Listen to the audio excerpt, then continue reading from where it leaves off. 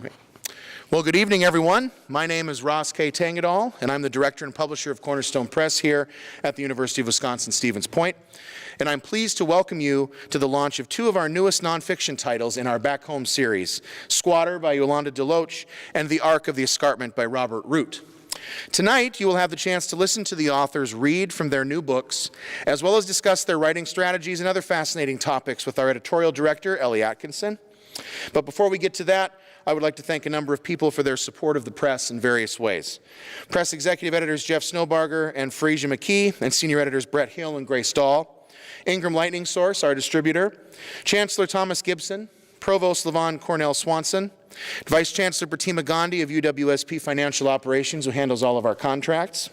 Dean Joshua Hagan of the College of Letters and Science, Assistant Dean Tobias Barsky of the School of Humanities and Global Studies, Chair Rebecca Stevens of the Department of English, where all of the courses that staff the press are housed, and as well as the entire faculty and staff. Lindsay Cheever and Samantha Petch of the School of Humanities and Global Studies, Ihor Bartoszewski, Max Cavanis, and Michael Martin of the university's IT department for helping us with our Zooming and live streaming. Thank you. Carrie Hebler, Brittany Kaminsky, and Mies Vang of University Communications and Marketing. Robin Spindler, Kathy Stadel, and their staff at the Point Print and Design Studio, who print all of our books here on campus, which we're very proud of. Sue Fisher and Eva Hathaway of UWSP Facility Services and Central Stores, who handle all of our mailing. Katie Horn of UWSP Bookstore, the Bookshop Co-op of Stevens Point, and Bound to Happen Bookstore of Stevens Point, our local bookstore partners. So all of those folks, in various ways, partner with the press to make the press what it is. But of course, our press would not be possible without the energetic participation and hard work from our diverse student staff, comprised mostly of English majors and minors at UWSP. Thank you to all of my student staff for doing the hard work of publishing with professionalism and excitement. I would especially like to thank our current executive staff, Editorial Director Ellie Atkinson, Managing Editors Ava Nielsen and Chloe Shazinski, Production Director Carolyn Sherwinski, Production Editors Maddie Ruana and Forrest Campbell, Media Director Ava Willett, Media Assistant Zoe Deinert, Sales Director Natalie Ryder, and Sales Manager Sophie McPherson. Finally, I wish to thank our authors, Yolanda and Robert, for entrusting us with their excellent work. Tonight is a celebration of their writing.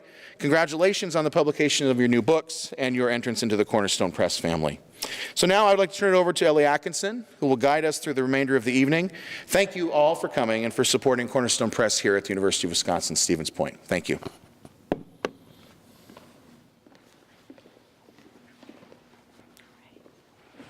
Hi, everyone. Welcome. As Dr. Tangadal said, I'm happy to be your MC tonight and lead you through this fun adventure that we have with Robert and Yolanda. So we will start off with readings. Both Yolanda and Robert will have a chance to read sections of their book for you all, and then we will go into a Q&A portion, and you can ask questions and get those answered. So first we will start off with Robert Root. He is the author of several narratives of history and place, including Walking Home Ground, In the Footsteps of Muir, Leopold and Durith, Following Isabella, Travels in Colorado, Then and Now, and Recovering Ruth, A Biographer's Tale, and the essay collection Postscripts, Retrospections on Time and Place. He has published and presented widely on creative nonfiction. He lives in Waukesha, Wisconsin. Robert Root.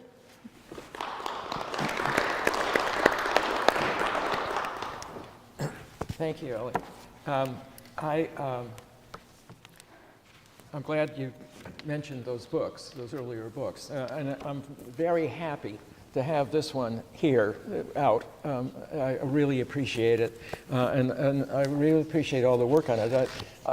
There were a lot of people had input into it, particularly about typos, but also about content, so I appreciate that. And what Ellie mentioned about those earlier books, it tells you something about the kind of writer that I am. If somebody else hasn't written a book first, I can't write one because I have to go where they went and wander around. I'll say something more about that maybe later on. The Ark of the Escarpment, there's particular reasons why this book is meaningful to me, and I was glad to get it out.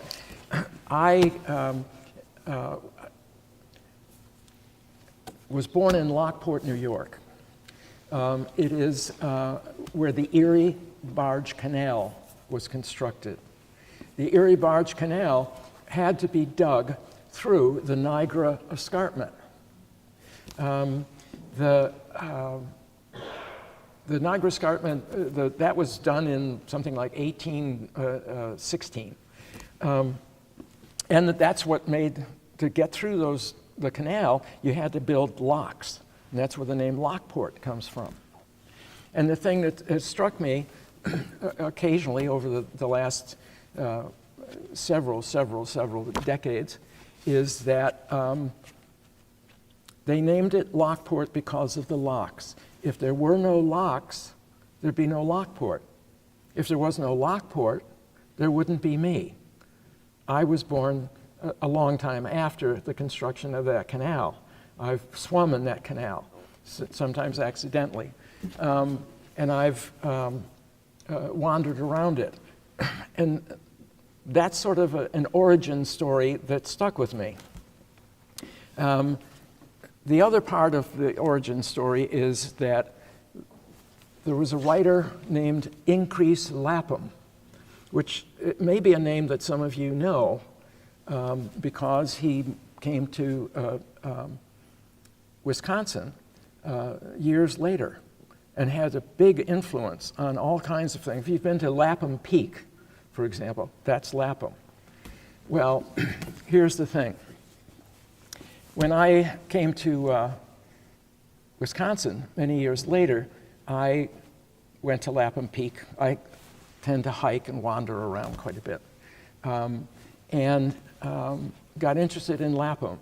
And in reading Lapham, I found out that he had once written a letter to his wife and said that he had just come to the end of the Niagara Escarpment.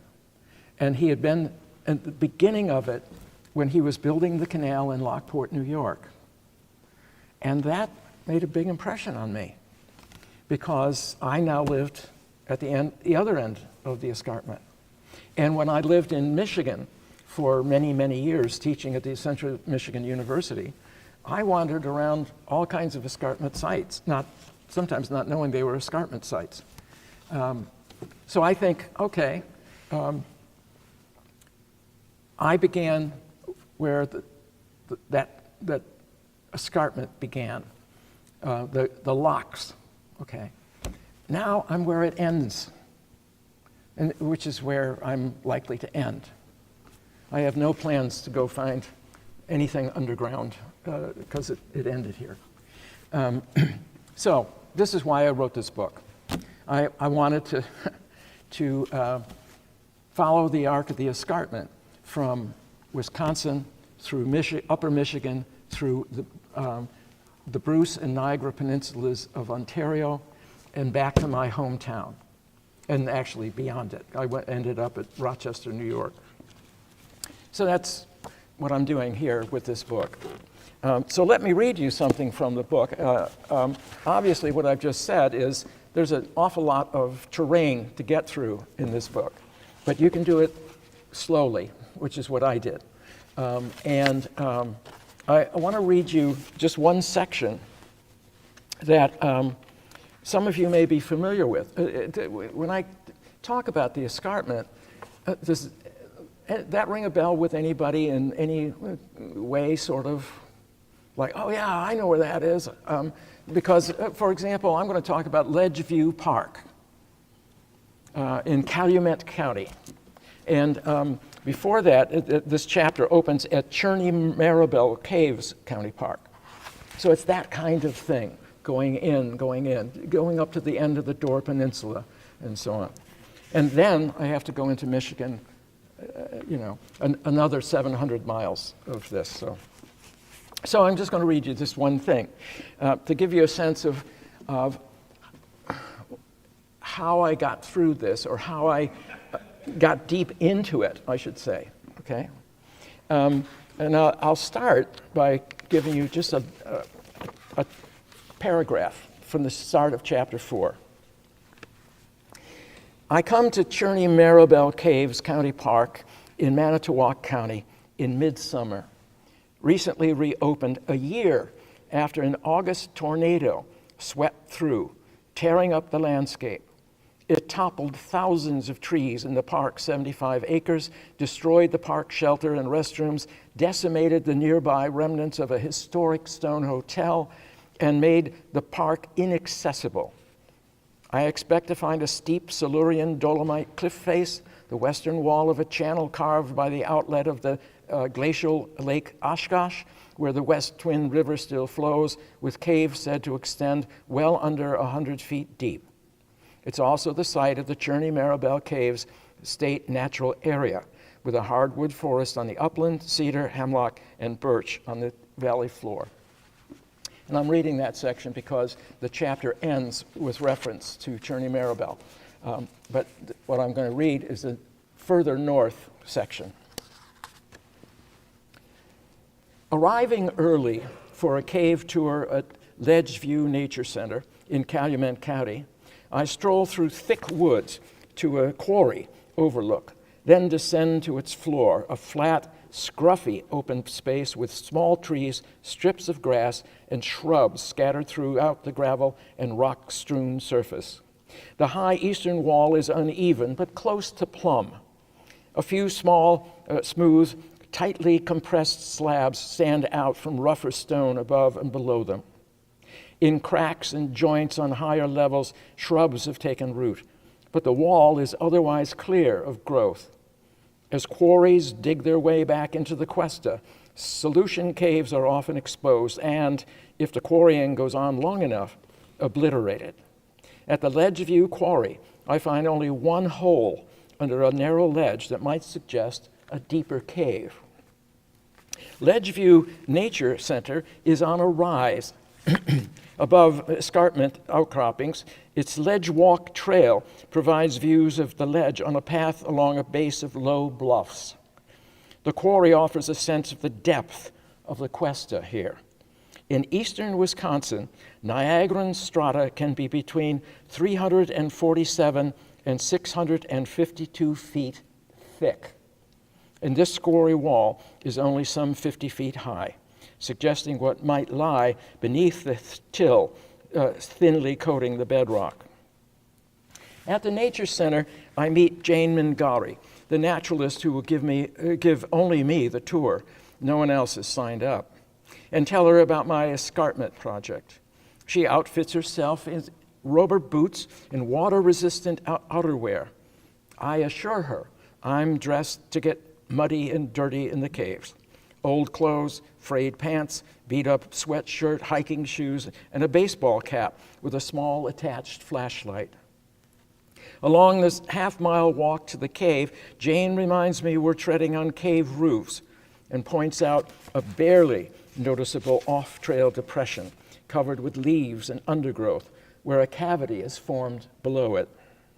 We descend a sunlit staircase to a heavy metal door installed to reduce frost damage and random exploring. One of the longest cave systems in eastern Wisconsin at over 700 feet, the main entrance to Carolyn's Caverns. Once out of the sight of that doorway, our only light in the cave will be flashlights. The first room, the bat room, is spacious and easy to stand in. Big brown bats, little brown bats, long-eared bats, and tri-colored bats, eastern pipistrelles, live in the caves, entering and exiting through an opening in the steel door. Only one will flash by us later. During winter bat hibernation, the caves are closed. Jane lets me explore two side rooms, squirming on my belly in and out of one passage and clambering down another into a deep enclosed space with a muddy bottom. Then we wander through the caves. I step carefully, wary of overhead protrusions, often bending, stooping, crawling on hands and knees, or outright slithering. Longer crawls through passages like the whale's throat and the kid's passage mean venturing into long, dark holes, unable to raise my head or propel myself by any other means than elbows and thighs. I pay strict attention to where I am. At Carolyn's Cave, the original entrance to the system, 17 feet below the surface, Jane shows me where a waterfall had been, and we descend a double set of ladders to the bottom of Dave's Sink, the deepest part of the system, nearly 4 stories or 36 feet deep. One smooth trough shows the direction of the waterfall flow. A wall composed of concretized glacial outwash fills a deep sinkhole that predated the glacier. On the other side of the sinkhole is Mother's Cave, a separate system that would link to Carolyn's Caverns if the sinkhole were excavated. The Wisconsin Speleological Society have facilitated access to the caves here, discovering entrances and excavating mud and debris. At times, peering down a dark passage, I imagine crawling in to see just how far it would take me, how tangled and interconnected the cavities might be. Everywhere along the ledge, layers and layers of deposition vary in density and composition. Geologists sorting out depositional history identify subdivisions of strata from the pre-Cambrian era through Cambrian, Ordovician, Silurian, and Devonian periods. The most recent Devonian is missing throughout most of eastern Wisconsin, and Silurian strata most immediately underlies glacial depositions in a stratigraphic column. Each geologic period is subdivided into coded blocks.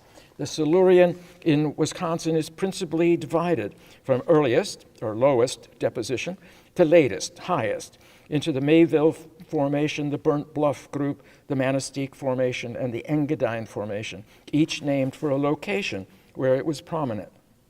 Each can be further subdivided on the basis of composition, texture, and color. The Mayville Formation, for example, is fine to medium-grained and preserves fossils of early life forms, such as corals and brachiopods, while the Burnt Bluff Group is more fine-grained, entirely dolostone, and contains fewer fossils. Some stratigraphers argue for further subdivisions based on lithographic character, more limited and precise identifications of strata. In Carolyn's Cavern, Jane shines her flashlight on layers of Burnt Bluff and Mayville dolomite, emphasizing the distinction between them. She locates a few fossils, such as a gastropod embedded in the rock, and miniature stalactites on some ceilings. She points out flowstone, sheets of calcite deposits that coat some walls, often in ripples, and finds examples of chert and cave coral. She identifies lifelines, the places where the narrow but persistent penetration of water began the formation of the cave, and steers me around hungry mud, the sticky pools on the cave floors. At times of heavy rains, the caves have been flooded, once as much as 18 feet deep. No one knows exactly where the water goes when it drains, but the hungry mud reminds everyone that it's been there. From Dave's Sink, we crawl through the whale's throat, back to the bat room. I climb out while Jane locks up, then leads me to another site, Montgomery's Cave. The Carolyn's Caverns cave system is the most often toured and most accessible of the caves at Ledgeview. Mother's Cave, famous for its big squeeze, the tight fit that the box in the Nature Center lets visitors test their girth against, requires the most crawling, only open Saturday mornings. Montgomery's Cave, the least developed, is only toured by special groups. We descend hand over hand down one ladder into a large room with an 11-foot-high ceiling, and then, through a hole in the floor, down another ladder to a second room and a vertical depth of 30 feet. This solution cave, first discovered and explored in the 1860s, was randomly visited by local people. A rendering plant on the site used it as a refuse dump for processed horse carcasses, and after the plant burned down, for unprocessed carcasses and debris filling the cave. Though the Department of Health made owners clean the cave, cavers sometimes find bones in remote passages, and a horse's skull still rests on one ledge. Once again, I feel the tug of unexplored passages, but easily resist it. Still, I'm surprised not to feel more relieved when we leave Montgomery's cave and re-enter open air.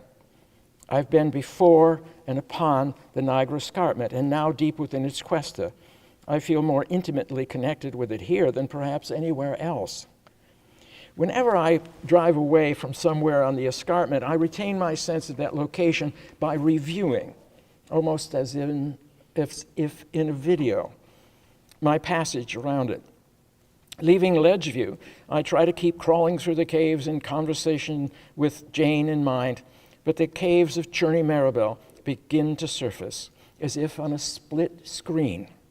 The Cherney Maribel landscape makes me conscious of sudden changes on the surface, how a day's storm, a sudden tornado, obliterates decades of woodland growth and decimates what fire and decay had wrought on a century-old building, how long the forest will take to recover and the park to restore itself. But the caves of Maribel, and especially the caves of Ledgeview, which I descended to their very bottom, make me aware of what time means to the earth itself, the unimaginably slow process of constructing the cuesta, wearing away passages within it, scraping off what settled upon it over millennia, and then depositing glacial debris upon it. In comparison, what fraction of the blink of an eye does my existence, these parks' existence, the devastation wrought by a few minutes in a whirlwind, take up? Thank you.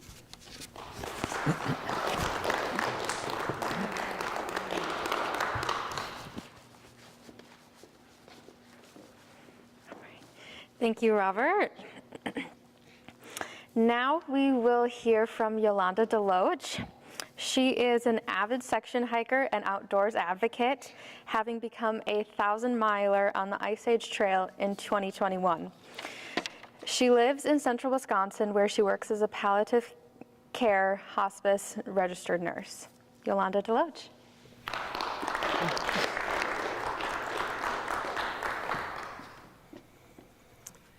So Squatter is the story of my year. I spent section hiking the Ice Age Trail in order to separate myself from a relationship that I found to be destructive. I'm first going to read to you a section from Taylor County. You'll hear a name, Fiona, and Fiona is a 2019 Nissan Frontier. I finished the Wood Lake segment and picked up the old Schwinn. The Schwinn is the bike I use to bike shuttle myself. I picked up the old Schwinn on Bear Avenue and parked for lunch. Thinking a quick tick check would be a good idea, I bent over to check underneath the flap of my zip-off at-the-knee pants. I lifted the flap and flinched. Ick!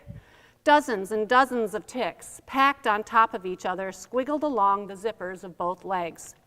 I jumped out of my pants right there on Bear Avenue and stood in my underwear alongside Fiona. With my face scrunched in disgust, I brushed off the nasty things, gave my pants a shake, and tossed them into Fiona's bed before digging out my other pair. Lesson learned. I never wore zip-off pants on the trail again. Enough time remained in the day to squeeze in the nearly 4-mile Timberland Wilderness segment, but reaching it posed a bit of a problem. Both of the Timberland Wilderness's trailheads were on Tower Road, as the segment basically paralleled the road, and Tower Road was on the other side of the county forest. Accessing it would mean a long drive around the forest borders on country roads, roads with official-sounding names like Highway M. There had to be another way. I studied the map in the guidebook. Wilderness Avenue cut through the county forest. In parentheses were the words, Primitive Road. Wilderness Avenue was the only way through the forest to Tower Road. The Primitive Road description was accurate. I turned onto Wilderness Avenue and hesitated. A crude path disappeared into a tunnel of trees. I imagined it led to a dark world from which there was no return. Spring melt and recent rain created a muddy mess. What if I got stuck? Come on, I thought. People take trucks through stuff like this all the time. Commercials showed tough, mud-spattered trucks kicking ass in the wild. Fiona could do it. I flipped her into four-wheel drive and left behind the security of solid gravel. Okay, Fiona, get me to Tower Road. At first, I steered her around the giant mud pits of unknown depth. Could those pits swallow us up whole? The road narrowed even more. We bounced and sloshed. Mud sprayed up and splattered the windshield as Fiona's front end plunged up and down. We were doing it, just like the commercials, until her tires sank deep into a pit and stopped. Shit, were we stuck? What if I had to spend the night out here? With no cell service, I'd have to walk for help, a long way for help. I'd be that person. I'd walk out of the forest and knock on a farmer's door. A matronly woman would answer. After hearing about my predicament, she'd shout over her shoulder, "Hey, Howard, another idiot is stuck in the county forest." Determined not to be that idiot, I pressed the gas pedal. Fiona heaved, gaining only a few inches. My heart pounded. Beads of sweat burst out on my forehead. How could I be so stupid? My knuckles glared white as I gripped the steering wheel as if it were a weapon. I eased my foot on the pedal. Come on, come on, come on. I instinctively lifted my butt off the seat as if that would lighten Fiona's load, helping propel her forward. Fiona groaned and gave it her all. We inched forward and with a sudden jolt broke free of the sucking mud. Hey, hey, I yelled, which turned into laughing, that, oh my gosh, I got myself out of this stupid situation kind of laugh. I exhaled a long, heavy sigh of sweet relief.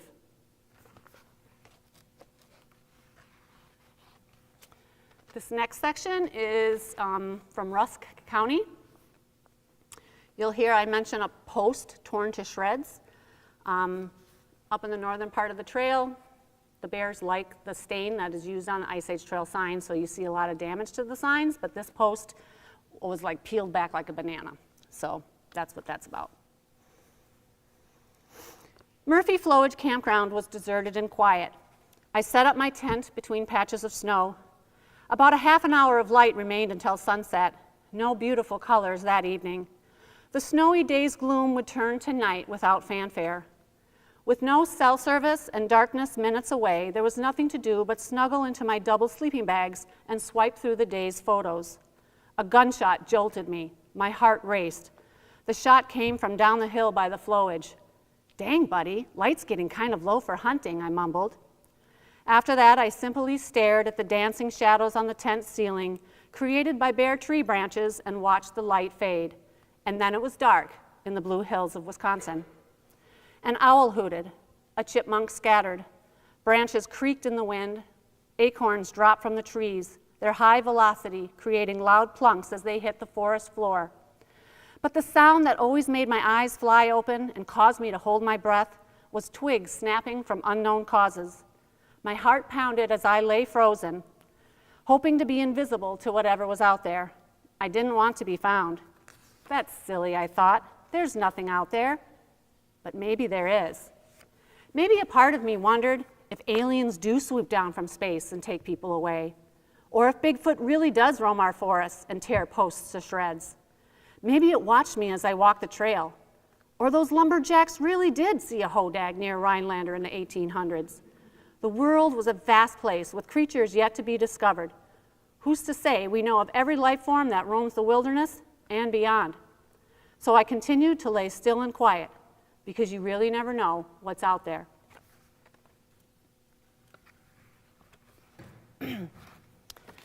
This next section is a break I needed to take from the trail. I was having trouble with my feet. There's a lot of road walking on the Ice Age Trail. They're called connecting routes. And on long stretches of this, I started having pain in my feet, and I kind of needed a break, but I needed to do something because I was having trouble returning to this relationship again and again. So I decided to go to the desert. Leisurely desert hiking sounded good for a trail break. Liz and Grace were welcome to join me, but they weren't into outdoorsy adventures. I had traveled a lot with them. New York City, Washington, D.C., Los Angeles. Those were the types of trips they liked. But city trips during COVID weren't going to happen. So I planned a solo trip of 2 nights camping, then 2 nights in a small yurt on a ranch. I purchased a round-trip ticket to Las Vegas for $95. With empty seats on both sides of me and my face covered with a mask, I landed in Vegas. At a rental car place, the clerk handed me a key fob and told me where to find my Ford Explorer. Sitting in the front seat, I studied the dash of my temporary ride. How do you turn it on? I wondered. I saw a button labeled Start and pushed it. Nothing. Fiona was newer, but basic, so she came with a key. I had never driven a keyless vehicle before. My sons could tell me how to start it, but being on the lower level of the parking garage, the calls wouldn't go through. I glanced through the windshield at the sea of cars. No human being in sight. Are you kidding me? I murmured. Am I really going to have to go find an employee and ask them how to start this car? I wandered the parking garage until someone wearing a rental car vest came into view. Excuse me, I rented a car, but I don't know how to start it, I said while laughing at my own ineptness. Oh, no worries, said the smiling young lady. We get that all the time, especially from older people. Nice. After learning that the brake pedal needed to be depressed while pressing the start button, I drove to Valley of Fire State Park, 45 minutes northeast of Las Vegas. With it being a weekday in January, I didn't make camping reservations. The next day, I planned to meet up with a hiker named Alan from a worldwide Facebook hiking group. The meeting wasn't a date, and we both knew it. I wanted to meet new people who loved hiking. He had hiked and camped with others from the group, and they lived to tell the tale. I drove through the stunning red desert of the park and wound my way through various campgrounds. Every site in the campground was taken. The afternoon shadows grew long when I walked into the ranger station to ask for suggestions on where to stay. With COVID, it's been nonstop crazy, said the ranger. You could try the mesa on the BLM land a few miles outside of the park. BLM, I asked? Bureau of Land Management, she replied. I knew about free dispersed camping at national forests and grasslands, but BLM land was new to me. Apparently it's all over the West. Is it safe, I asked?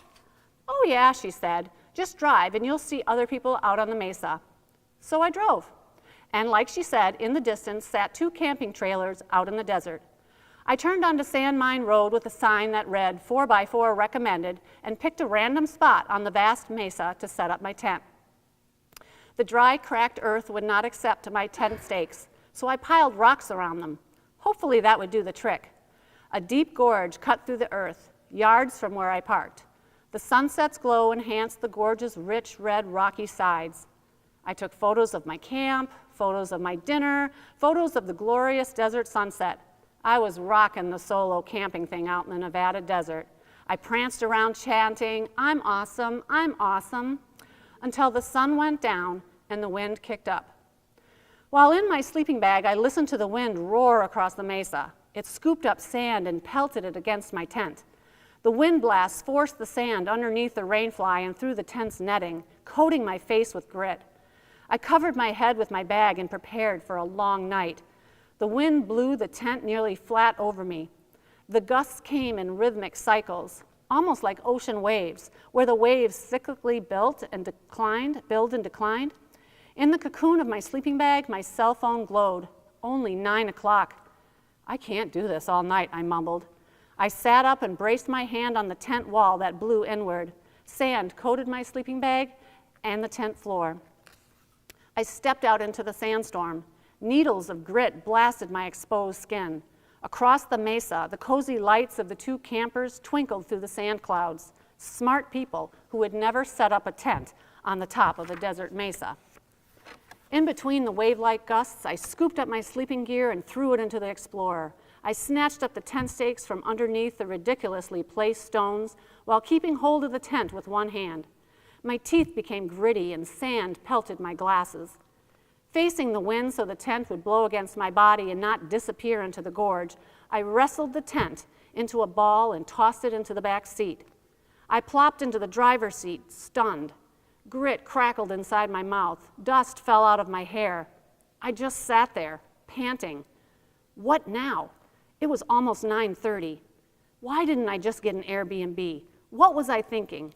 I could drive into town and get a hotel. No, don't give up. I turned to glance at the dusty mess in the back of the Explorer. Maybe I can sleep in there. In here. I climbed into the back and carefully folded up the tent, Puffs of dust rose from the fabric with each fold. With the back seat down and my camping mattress rolled out, I sat back to assess. It's going to work. I looked at the gap between the seats. If my head was to the back, the mattress would support my legs over the gap. I stretched out on my new bed. This is fantastic. Why didn't I think of this first? Snuggling up in my mini fortress, I fell asleep while the sand and wind pummeled the Explorer. The rear license plate rattled loose and flapped in the wind throughout the night, permeating my dreams. And this last section is in Algoma, which is a small town on Lake Michigan. I was not certain of where I was going to stay that night. I pedaled through Algoma on my final bike shuttle of the day and approached the Forestville segment trailhead, which was also a part of the Anape State Trail.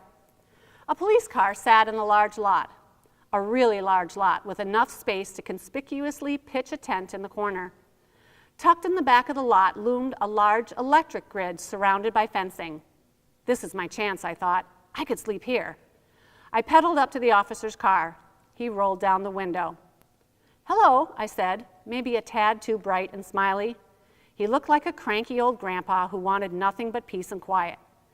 "I'm hiking the Ice Age Trail and bike shuttling myself," I added to explain why I was on a bike after just saying I was hiking. "I'll be doing this segment early tomorrow morning, so I'm wondering if it would be okay if I parked here overnight and pitched a tent, maybe back behind that electric grid. No one would see me." I nodded in the grid's direction and smiled. "That's property of the electric company," he said matter-of-factly. I was certain I had interrupted the few quiet moments he hoped to get in his day. I needed more pep.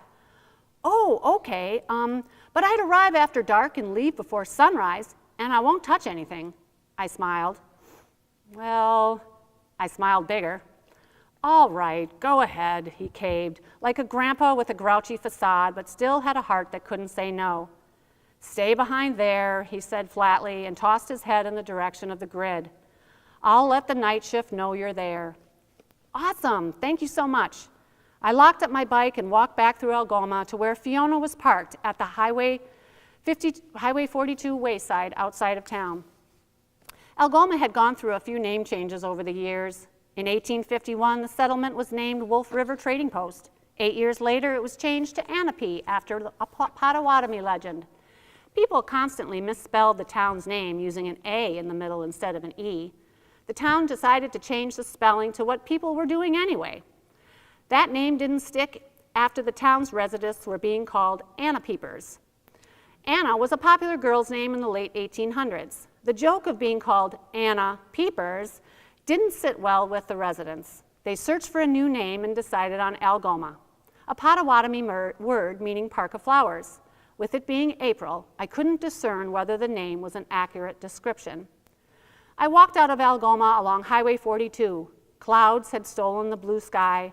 A steady Lake Michigan breeze was enough to warrant wearing a bandana around my neck. With the arrival of milder spring weather, I had traded my heavy winter gaiter and headband for a bandana and a brimmed sun hat. In the distance, black smoke rose above the tree line. Maybe somebody's burning brush, or it's a garage fire, I thought. The smoke rose higher into the sky. Geez, that's some fire. But something wasn't right. The smoke didn't move like smoke. What the hell? The dark form billowed into the sky, towering above Highway 42. Birds? No, bugs. Out of the heavens came the great Algoma plague of 21. The entire black form twisted in unison and spiraled downward toward me. The swarm swooped down like a black tentacle, preparing to wrap itself around its victim. I stopped on the highway's shoulder, covered my face with the bandana, held my breath, and squeezed my eyes shut. So this is how it ends, I thought. Tomorrow's headline will read, "Unfortunate hiker taken down on Highway 42 by Great Algoma Plague." Within seconds, millions, no, billions of tiny black bugs engulfed me. They battered my puffy jacket, flew in under my hat's rim, and squiggled into my ears. They attempted to squeeze their way around the bandana's edges, but my hands firmly sealed the cloth over my nose and mouth. And then they were gone.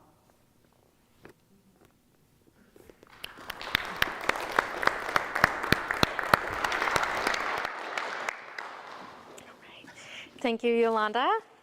Now we will shift into the Q&A portion. So if you have any questions out in the audience, please feel free to ask. I can get it rolling with a few questions of my own for both Yolanda and Robert. How was writing your book, and how did it help you with your experiences that you faced? Sure. I think it helped process that year I spent on the trail. It helped process, saying too much, but it just helped process all those experiences that I had that year. And you did well sharing those experiences. So none of us are going outside without something to cover.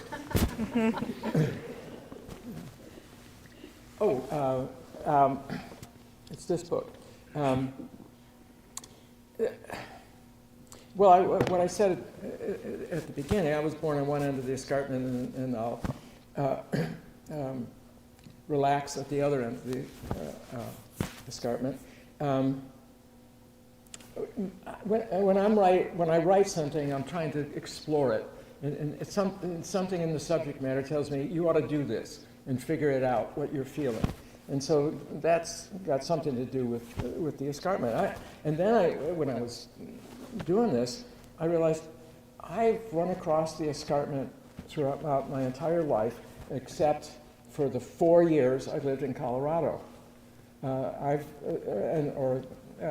7 years in Iowa.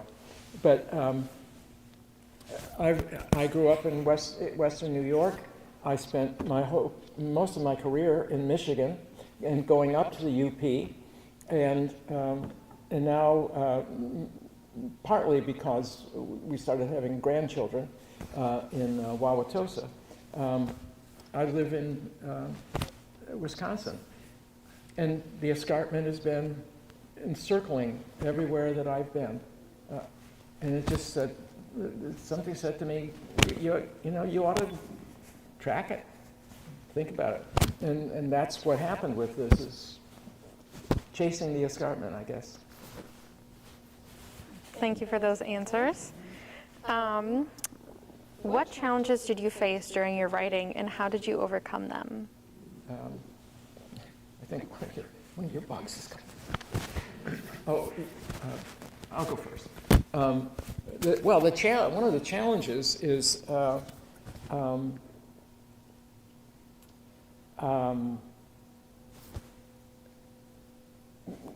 being in the place. I had to go back and be on all these places, and it turns out to be a 1,000-mile. It's like her 1,000-mile walk, except I didn't walk the 1,000 miles. I drove, and I did fine driving around Wisconsin. But then, oh my God, I got to go back to Michigan. And then, I love Ontario because I did an awful lot of stuff in Ontario. So I kept finding myself going back to places I'd been before that I hadn't paid attention to as escarpment sites. I just paid attention to them as the Shakespeare Festival is near here, and so on and so forth. So it opened me up to understand where I've spent my entire life and what's there in the landscape. And as I said at the end of that chapter, suddenly realizing I'm going to be here a lot shorter time than the escarpment is, so, which I didn't know. And it's on a challenge? Is that what the challenge? Yes. I think I wanted to be very honest in my book, and part of that was I don't look very good in my book at times, so I think it was a challenge to let go of the ego a little bit, and to be real means I sometimes look foolish. Does anybody in the audience have any questions? I'll open it up for you.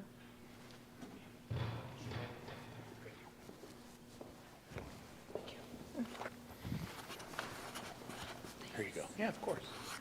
I wanted to ask Yolanda about her process in writing the book, whether you'd written before. I know that you wrote on the Facebook page, you know, because I was there hiking as well, and all of your pieces were great. I just wondered if you'd had experience in writing and how that process worked for you to get to actual the point of writing your book, which is just wonderful and made me laugh out loud in a lot of places. So. I've always liked writing. When I was young in school, I got good feedback from any type of writing assignments that I did. It came kind of easy to me. As I got older, I liked to write short stories, and in my adulthood, I knew someday I wanted to write a book, but I didn't have the education that went with, like, how do you do that? So I knew I wanted that at some point in my life. I didn't really know how I was going to do that until I was on the trail and I knew that that was the story I was going to write. So then I needed to educate myself on how to do that. And I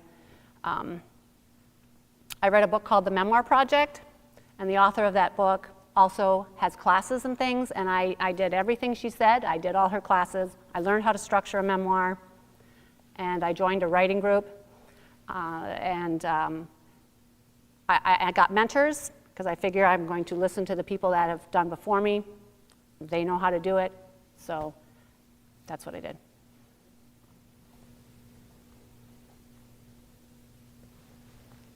Anybody else have any questions?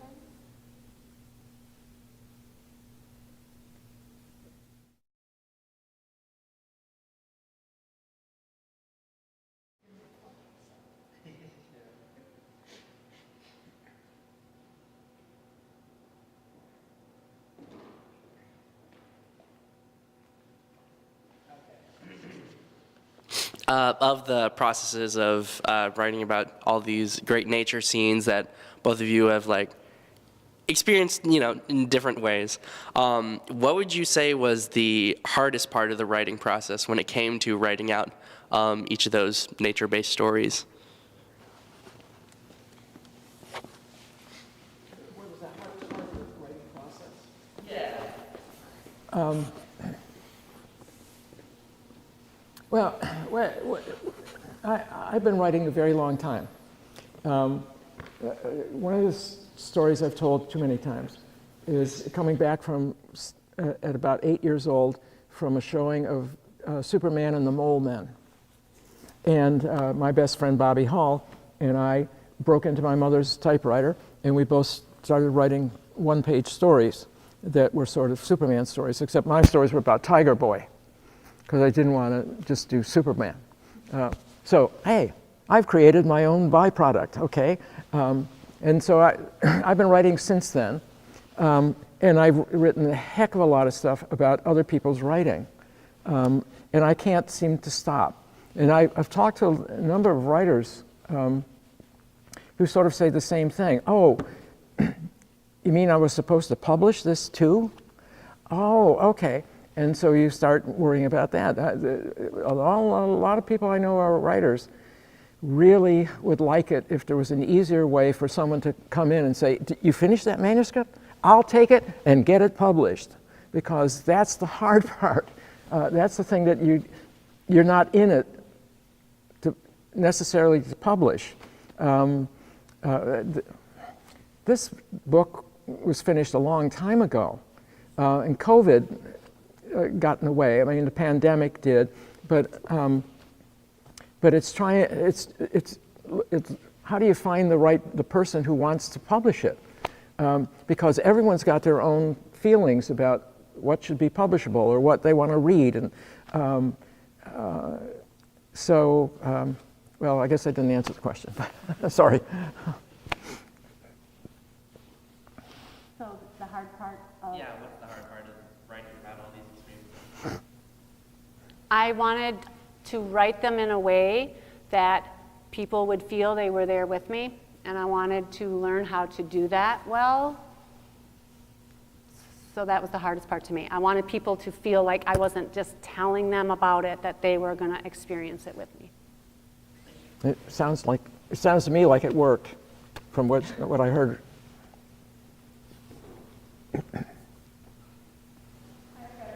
Well, do you have any writers that you feel you are like most influenced by? Stole my question, Zoe. Good job. Either of us? Probably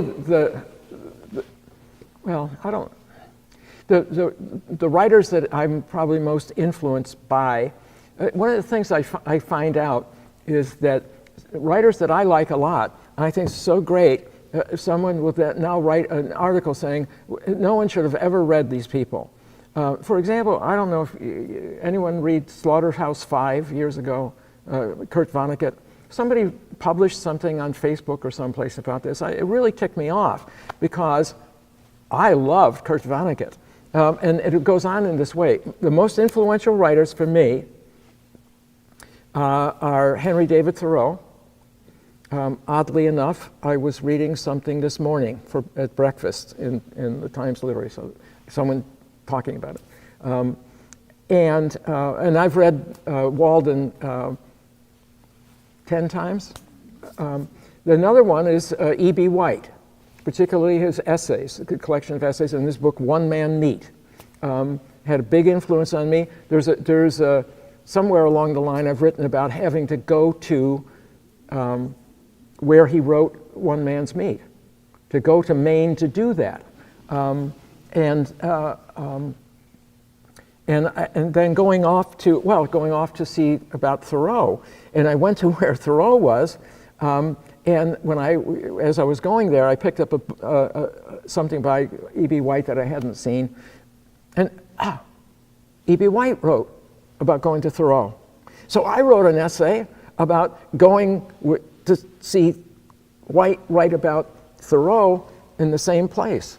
And I welcome any of you who want to read that essay and write your own version about going to see what Root was talking about White was talking about Thoreau was talking about. This is a lot what happens, I think, in writing. So, sorry. So authors? Two for me. One, when I was younger, I was 12, I read The Walk Across America and The Walk West by Peter Jenkins. Those books highly influenced me when I was young, and I remember them today. And a current author, my absolute favorite, is Michael Perry. I just love his work. And I end up always having to look up what words mean when I read his work. I have to stop and I have to Google, what does that word mean? Because he uses a lot of big words, but I learn a lot of vocabulary when I read his stuff. We have an online question. The question is, could the authors share how they first heard about Cornerstone Press and what they think of using publishing with a press with undergraduate college students? I've always known it was here. I'm from Wausau, and it was just something I was aware that was here. I didn't really know it was called Cornerstone Press, but I knew the UWSP had an in-house press. So it was something I've always known, and I mean, these are all smart people, and Gen Z, I think that's what they are. I mean, they're going to change the world. So I mean, I don't know. I love working with them. So they're all smart, great people. I heard about the press. Somebody probably sent me something. Well, it was Ohio Apertures. And because I write about place all the time, and I'm a Midwestern, I guess. I want to get a hold of Ohio Apertures, and I read it, and I liked that. And then a little while later, Anne Marie Oman, who's been a friend of mine for 40 years, published The Long Fields. Oh my gosh, Anne Marie's writing for them. What the heck? And so I read the book, of course, but that made me think, okay, that's interesting. So I started getting more interested. Granted, it's all going to be nonfiction and essays. I'm not much of a fiction or poetry writer. But that's what got me into looking into the press.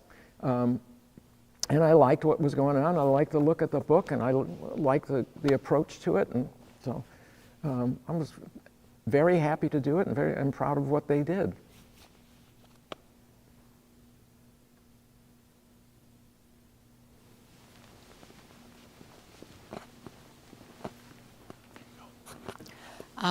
My question is, how did you decide where to start?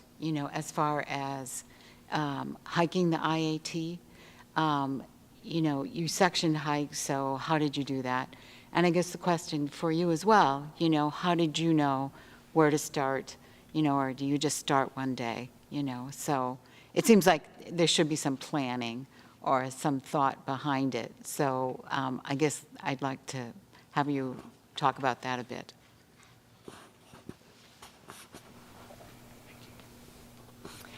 There wasn't a lot of planning. It was, I had been trying to do some solo adventures on my own prior to COVID. I was trying to get out of a relationship. And so I was solo adventuring, and then COVID kind of put an end to that. So I started looking around. I live in Wausau. What could I do with my time when I wasn't at work? And I just recalled the Ice Age Trail and kind of looked it up, and I saw it came through our county, and I just started from there. And I just started working my way out from Wausau, and then eventually started camping, and I finished the entire north first, and then I made my way down to the bottom in Greene County and kind of worked my way up to close that center. Before then, I worked my way to the eastern terminus. I didn't do a lot of planning at all. I winged a lot of stuff. I was under a lot of stress emotionally, and I just went out and winged it a lot.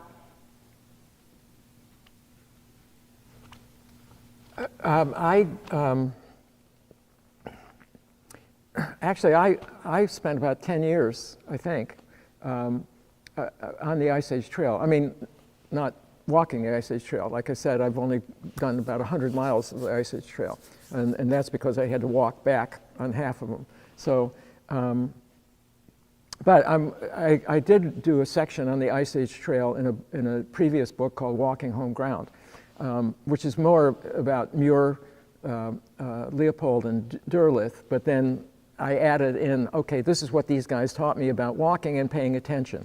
The other thing that gets me going on stuff is I read a lot of writers who are nature writers or outdoor writers. There's a guy I met, again, 30 years ago, something like that, David Gessner. It turns out I went to something, and David was a major figure there. I can't remember.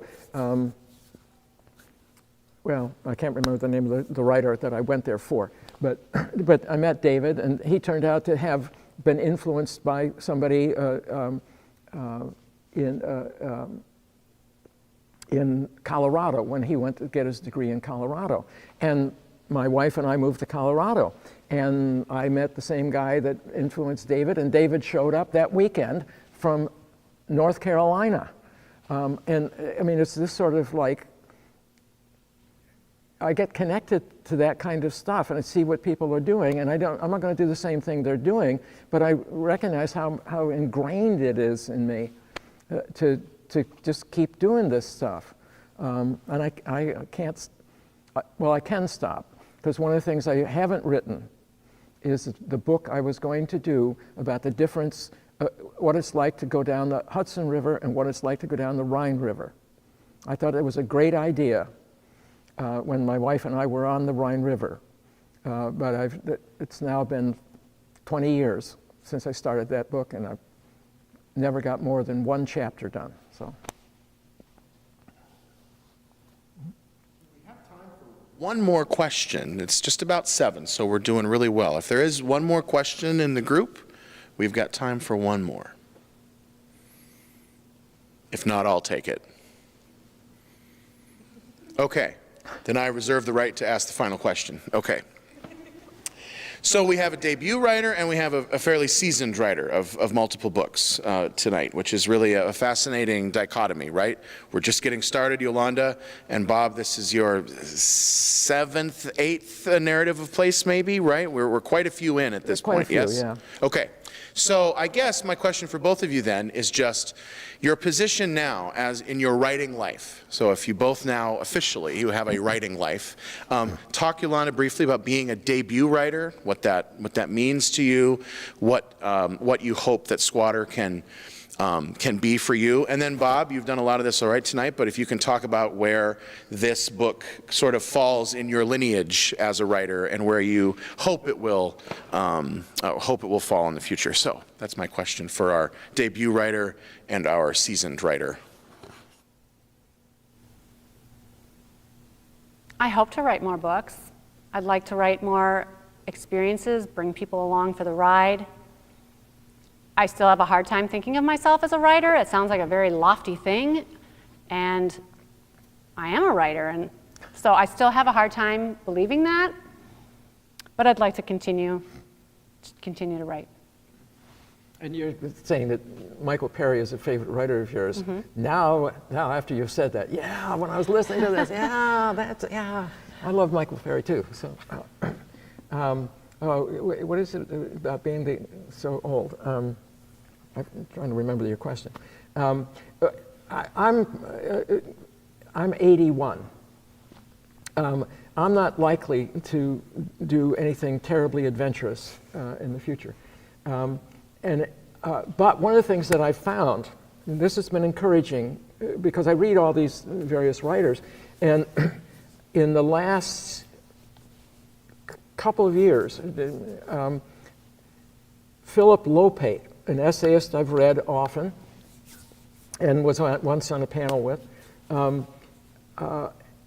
did a blog and published a collection of his stuff he did on blog. And so I picked up that book. I wasn't aware that he'd been doing that, and found out a couple things that were encouraging to me.